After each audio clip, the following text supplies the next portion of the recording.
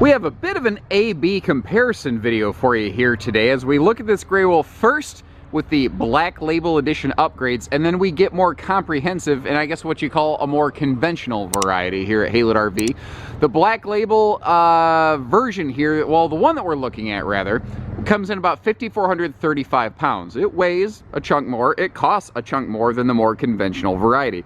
And the core function of the RV won't change. It's a lot of awesome eye candy and a couple of real core feature differences that you'll find there. So what are we looking at here? Well, obviously Black Label is giving us that gorgeous high gloss fiberglass skin, exactly like this has been available. The fiberglass skin has been available, but the whole Black Label package was only found in the Wolf Pups previously, and it really bloomed in popularity, and they went, well, we could just do that on everything and let people pick their own poison. So what we've kind of done here at Haylett RV is we'll have a more basic variety, which is great. Then we have kind of the fancy pants, shiny shoes variety that we're looking at here, and that's a technical term, by the way. So Black Label's obviously giving us that high gloss fiberglass skin. It also, you might note, changes the windows to a tinted frameless. Other exterior upgrades of note will include magnet holdbacks on the baggage doors. Also, not specifically related to Black Label, but you will find that we pair it with Black Label, are the 4-corner power stabilizer jacks on these Grey Wolves. So this will, make everything push button simple and easy, adds a little weight, adds a little cost.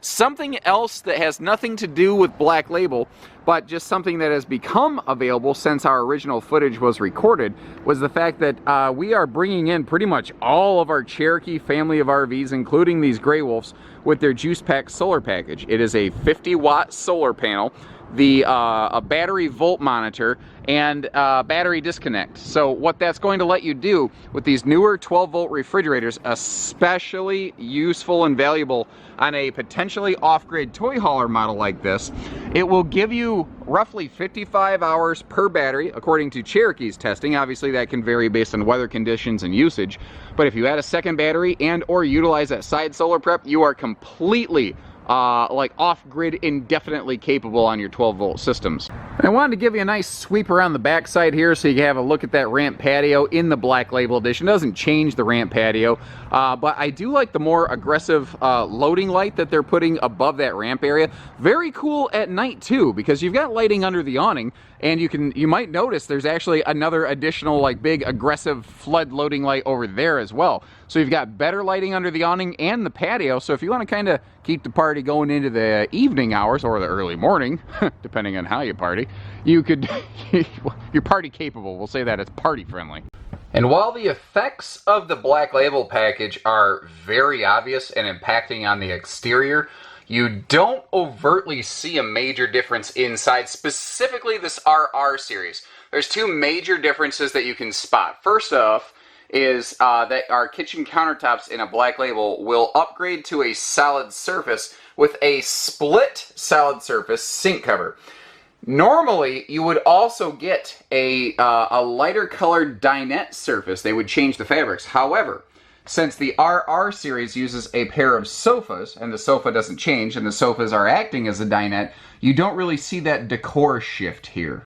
And again, whether it's a Black Label or a standard series, you can tell if the RV you're looking at has the solar package if you look under the refrigerator, because that's where you'll find the battery disconnect as well as the battery voltage monitor. So you can see how much juice is kind of remaining and coming off of that battery. So I would love to know, as you enjoy the full video tour that's about to follow this, how would you like your Grey Wolf from Haylett RV? Would you go with the standard series, or would you go for the Black Label Luxury series? It's kind of, neither's the wrong answer, just a matter of which one appeals to you, and I'd love to know why. Just about 5,100 pounds on the nose, Grey Wolf 26RR half-ton towable travel trailer toy hauler crossover here at Haylett RV of Coldwater, Michigan. This thing is great for folks with half-tons. I think it's really about the top size of where a lot of half-ton toy hauling needs to be. And it's good for a lot of things. It's not good for just hauling motorcycles. That's fine. It would work just fine for that, but frankly, there's a lot of people like bicycles, kayaks, dog kennels. It's kind of this interesting little in-betweener, which is why I sort of call it a crossover.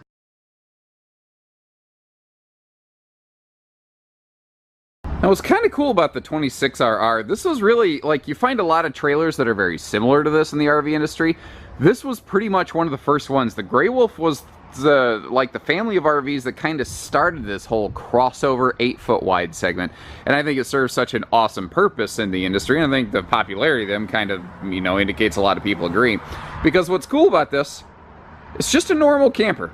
It just has a good looking normal interior. It doesn't look like some kind of you know, blowtorch extreme sort of toy hauler situation, although I will admit the RV industry largely has gotten much, much better about that. But it kind of, you know, really it was the Cherokee series, like the Wolfpack Cousins and the Grey Wolves here, that sort of brought that home and made it a little more mainstream.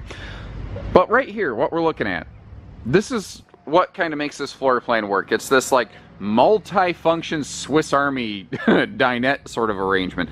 Sitting here right now, what's great is when the toys are unloaded, whether the rear ramp is up or down, it just has a nice functional living space. And what's cool about this, that is a dinette that could fit 6 adults, so it's a good little couples camper, but it is awesome for entertaining family and friends.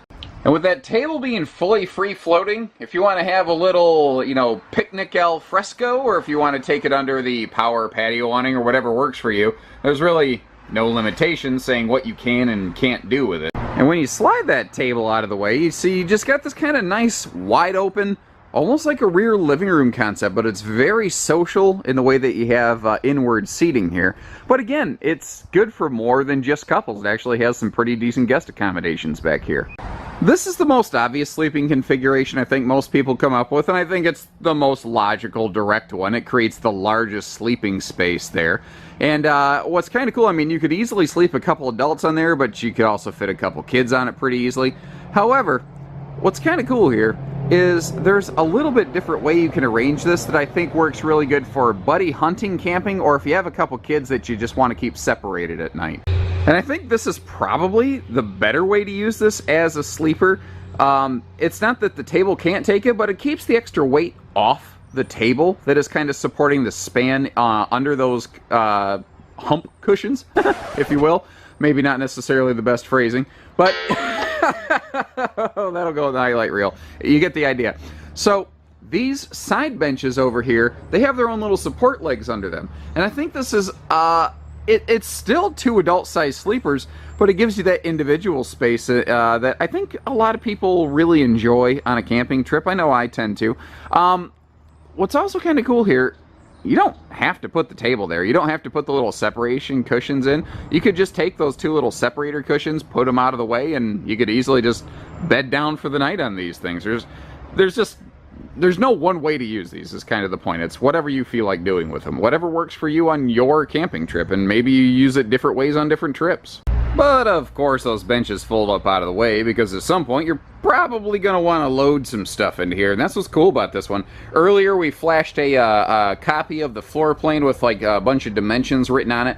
That'll have, I believe, the majority of questions answered. If there's other specific things you want measured, just contact our team here at Haylett RV, meet one of our folks. They'll walk out, hand measure whatever you need, get you pictures of whatever you need. We're a service-based place. That's what we do.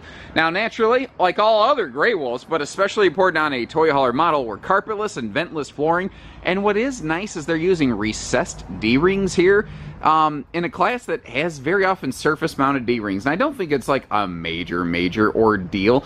Where these are nicer is if you're walking and you step on it, it just doesn't quite zing your foot like you're stepping on a Lego like some of those surface-mounted ones. You know, if you're just walking around barefoot or in socks in the morning, some of those things kind of sting. Now, we're just going to kind of work our way around the trailer here. What is nice, actually, if I get down low, you can see that they're very good about putting lights under the overhead cabinets, especially over there in the kitchen. More lighting is something that is easily missed in a lot of trailers, especially since I think like over 90% of RVs are displayed at dealers' lots without power run to them. That's one of the things that we kind of pride ourselves on doing different here at Haylett RV. Big campsite viewing window over here, and you've got this nice wide open space. Obviously the intention here is for loading space, but it's perfect if you want to bring a couple chairs or something inside, especially if you want to create your own little sort of home theater thing. If you choose to add a TV to the RV, you've got your bracket right there. And the same bracket can be found outside of the RV, just below that big window, and in the bedroom. So you can have one screen that serves a lot of different purposes, or you could actually just set up multiple screens in your RV, whatever works for you. And that's kind of the thing. This has a very scalable entertainment system, and that is just a beautifully high-def printed panel, but it sure does have a textured look to it. It does give it a nice three-dimensional shape and character.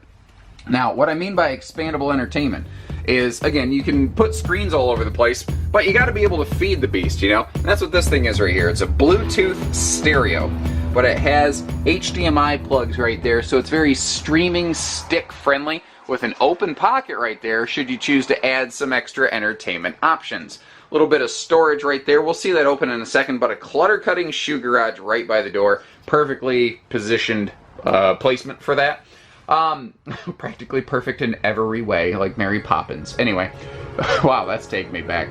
So over here in the kitchen, at a glance, not much has changed, but there is a significant difference here. This RV now has about 67% more cold storage capacity than it had years past, with a 10.7 cubic foot, 12 volt DC compressor fridge. And what that means is that it operates on battery power, but it only draws about 3 amps. So if you're going to be off grid, you're going to be away from the parks, and you have the like a portable solar panel hooked up, which is giving you 9 or 10 amps. Obviously, that thing can operate indefinitely while giving us more cold storage that is always traveling friendly with like no limitations. You know, sometimes a propane fridge you'll have to turn off for this situation or that situation. This fridge you can operate anytime you want. You know, that's one of the cool things about it.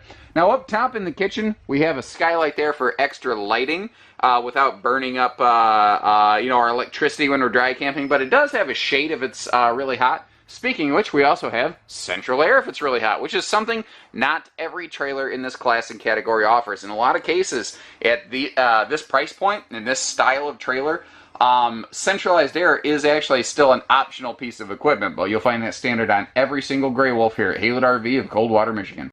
Now, it's easy to miss, but it's important to note they're giving you a full-size overhead cabinet over here, and the way that you can tell that is the overhead cabinet is the same size and depth as the microwave. It doesn't sink back, it's not recessed. Full real tile backsplash behind that stovetop, and that is a tempered glass stove cover for those who aren't yet aware. I know that there's a lot of people who have seen these videos before, but there's also a lot of people, it's their first time visiting us here at Haylett RV. So, you know, it's a very impact and shatter resistant kind of glass top on that. It's used all over the business. It wouldn't be used all over the business if it wasn't getting the job done. Now, all of our countertops, even the countertop on the entertainment center or that tabletop that we saw on that free-floating table, it's a sealed edge pressed membrane. And that's thankfully become more common in the industry. But brands like Catalina, who was really the first to standardize it, and then Cherokee later here, they were way ahead of the curve on that. And there's still a lot of brands that don't do it as consistently. Now, you can see here, this is very easily, I think, misconstrued as a starter class camper. I think of it as a smarter class camper because it has an impressive equipment package given the price point we're looking at. Like that high-rise sprayer faucet and that beautiful black stainless sink right there. Now I've got the sink cover out of the way so you can see down into that farm sink, but you can also see how the corners of this have little nubs, little slots on them, so that countertop doesn't, you know, fall off in transit.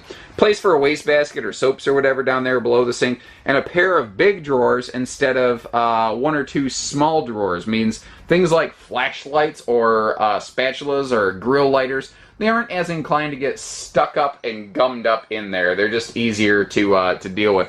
Now, if I take one quick step back, obviously this bench can fold up out of the way as just like the other one. I just kind of have one up, one down to give you the idea. But you've got these air vents right here. These are two-way air vents because if you're loading something that has an internal combustion engine, there's going to be a measure of exhaust. And you don't want that in your RV, smelling up your RV. So what you can do is leave those open in transit to make sure that this thing gets fully, like, aggressively, forcefully aired out. And as I said, we would come back and take another look at the little storage right here by the entertainment center. I call that a little bit of pantrytainment storage right there. Now, as we pass into the bathroom, there's a neat new feature on these that's, again, very easily gone unnoticed without power. I've got the lights off right now. And previously in generations of Grey Wolf campers, you had to go through and click those lights individually, which wasn't the hardest thing in the world, but they now have a handy little motion sensor, so the bathroom lights are effectively automatic. Now, you can still individually turn them on and off, You just don't have to. And they've got about a 1-minute timer, so it's not like it's going to drain your battery if you walk away from them. It's sort of like a little motion-sensitive light switch you can have in-house. Actually, it's very similar to that. Good linen space and space for your toiletries and whatnot in here. Notice that they're still using a max air fan. That is one of those things that in this class and category you don't find a lot of. And that is the reason these doors are slotted. You're not going to lose any privacy because the slot's up too high to smash your face against the ceiling to be able to see anything. But the fact is, all the heat that we exude when we're cooking, when we exist, when we breathe, it will all float up. And then if you kick that fan on, it'll pull it right out of all the rooms. That's the thing. It's basically like a whole house fan. And it gives us some really good airflow. You can see they're using a nice glass enclosed radius shower. And the shower surround protective paneling on that goes all the way up to the ceiling. A large adult sink and a large adult vanity and medicine cabinet kind of finish the thing off. And those are just handy features. It's not just a mirror glued against the wall. It's not one of those little tiny kiddie sinks. It's something that you can actually get into and use. And our bedroom up here, as a result, is very, very private since we have that full walk-through middle bathroom right there. Good lighting in here, and obviously that the beautiful color palette. I love what they're doing. Now, it's not a big room, but it doesn't feel small because of the combination of big windows and the mirrors on those full-length hanging wardrobe closets so that you don't have a sharp edge to stab you in the corner. Additionally, both sides of the bed have household and USB plugs, so no matter what you're trying to power up in here, you're going to be good to go. And you might be wondering, what is that big black rectangle next to that household outlet over there? It's actually a Bluetooth speaker mount for a specific Furrion Bluetooth speaker, but it still has a pair of USB plugs, so chances are 99.9% of everybody is just going to use it as a normal USB hub. And once again, you've got a TV bracket here in the bedroom that matches what we saw in the living room and matches what we will see in just a moment outside. Now, kind of like the motion lighting in the bathroom, what I want to focus on out here are things that are easily missed and not obvious. Like, okay, power awning, power tongue jack. That stuff, I'm not going to tell you it's 100% across the board in the industry, but it feels like it's darn close nowadays. So I don't want to waste a bunch of time talking about same features. I want to talk about things like a custom engineered chassis. That's the kind of stuff that the average first-time owner wouldn't even have a clue about, but it's a really key portion of what makes this trailer work very well. It's a sneaky feature, actually. The chassis is actually designed where the tongue integrates into the A-frame. If you notice down here, you can see how the front actually goes right into the chassis, and I think I phrased that wrong. The tongue integrates into the chassis. The A-frame integrates into the chassis, whereas right here, you see how the chassis is actually on top of that. So why does this matter? Why am I wasting so much time talking about it? Well, when it does that, you have a standard height interior trailer that now has a reduced exterior height, so it's easier to store, easier to tow, lower center of gravity, and a really key feature on a toy hauler, a lower floor deck height as compared to the ground outside. Logically, if this thing is now 6 inches lower to the ground, then it is an easier angle of attack for that ramp door in the back when you're trying to load your stuff. And I don't care if it's not a motorcycle or an ATV, even if you're walking up and down that thing with a kayak or a bicycle, it's a easier transition. It's easier to get to. Now you have front and rear stabilizer jacks here. That's a kind of thing that actually you need to watch out for on some of these entry-level crossover toy haulers. They will sometimes be missed. And the thing that we like to do on our Grey Wolves here is we like to enclose the holding tank section of the underbelly so that you just get that little bit of extra protection, whether it's from critters or weather or whatever. Now you've got a switch for your awning lighting, but you have a separate switch for the docking station light over here. And it's a nice bright white LED. So if you have to get out here, use your outside shower, black tank flush, you know, take care of your sewer tanky type stuff, you can see what you're doing and then shut the light off so you're not bothering the neighbor. Nobody wants to deal with that. Neat little thing on these mag wheels here too is there are tire pressure indicators on the valve stems. Basically, if you just glance and you see that thing flips from green to red, there you go. That's all you need to know. You just got to put some air in that tire. And that's a handy thing you don't have to worry about anymore. You don't have to constantly go around and be tire thumping and whatever else. And outside storage here. You've got a nice chunk of outside storage on the other side of the RV that we're going to see, but it kind of feels like it's designated for campsite stuff. It's not really friendly for like a tote of sewer type stuff. You could do that with it. It wouldn't hurt anything, I suppose, but Now you don't have to, because they include a handy little bumper caddy there. Well, not bumper caddy, but a caddy in place of the bumper, since this doesn't have a rear bumper, since the rear toy hauler door kind of, you know, fights against that. Now, we'll take a look at the patio deck option on this in just a minute, but I wanted to get a look at this with the door up, because I don't know that I do that enough, and you can see it's a full width door. Additionally, it's spring-loaded and has nice locking cam bars. It's not just a metal sort of rollover that you have to use a padlock on. This has its own lock. It's also self-grasping. You have to basically manually disengage it, and then it helps compress the seal to make sure we're not getting any sort of water intrusion, which is a really fancy, flowery way to say leak, and that is obviously the biggest thing nobody wants in their RV. These things had been popular, but a couple years ago when Grey Wolf standardized that rear ramp patio deck, they just took off like a rocket. And it's not a surprise. It's a feature that a lot of people really enjoy. It expands your living space a lot, and actually I think it's a great spot if you got a couple little folding chairs. You could almost turn this thing into something of an interesting rear living room, you know, a neat little social gathering spot on the back. Above the rear area there, you can see that you have your backup camera prep right below that really aggressive flood load light. That's something that they kind of borrowed from their Wolfpack cousins over at Cherokee right there, so that if you're loading up in the morning or night, you can see what you're doing. Now the leash latch over here kind of indicates, you know, for pet use.